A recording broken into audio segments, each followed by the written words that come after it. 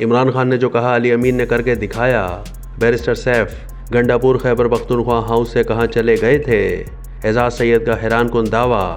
مشیر اطلاعات Khyber Pakhtunkhwa barrister safe نے کہا ہے کہ جو عمران خان نے کہا تھا وہ علی امین گنڈاپور نے کر کے دکھایا ہے، اور میں سمجھتا ہوں علی امین اور کارکن مبارکباد کے مستحق ہیں۔ ایک ٹی وی پروگرام میں انہوں نے گفتگو کرتے ہوئے کہا کہ ہم سیاسی جماعت ہیں، ٹی ٹی پی نہیں ہیں کہ اسلحہ اٹھا لیں، ہم اپنے لیڈر کو چھڑانے کے لیے احتجاج ہی کر سکتے ہیں۔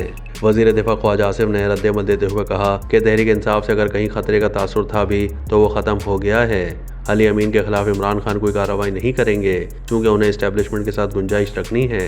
وزیر دفاع خواجہ آصف نے کہا کہ ڈی چوک تک پہنچنے والے لوگ بہت کم تعداد میں تھے، جلوس سے آنے والے لوگ نہیں تھے، وہ اسلام آباد کے رہائشی تھے، اور جب یہ افواہ پھیلی کہ علی امین گنڈاپور فرار ہو گئے ہیں تو جو تھوڑا بہت پی ٹی آئی کے ورکرز میں حوصلہ تھا وہ بھی ٹوٹ گیا۔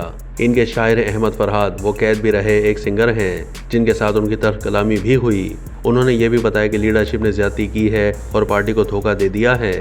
خواجہ آصف نے کہا کہ سوشل میڈیا ان چیزوں سے بھرا پڑا ہے، پی ٹی آئی ورکرز احتجاج کر رہے ہیں، جب یہ جلسے سے غائب ہوئے ہیں میں نے کہا تھا یہ غلط کام کر رہے ہیں، اور یہ وہاں سے گاڑی کی ڈگی میں نکلے ہیں، وہاں سے یہ ہری پور میں داخل ہوئے ہیں، رات انہوں نے عمر ایوب کے گھر بسر کی ہے اور صبح تیار ہو کر اسمبلی پہنچ گئے۔ وزیر دفاع کا کہنا تھا کہ میرا خیال ہے کہ علی امین نے سمجھا کہ میں نے مولا جٹ کا کردار ادا کر دیا ہے تو یہ کافی ہے، اور اب جو میری وزیر اعلیٰ کی حیثیت ہے اس کے فرض ادا کروں۔ پھر انہوں نے سنتیں ادا کریں، فرض بعد میں ادا کر دیے۔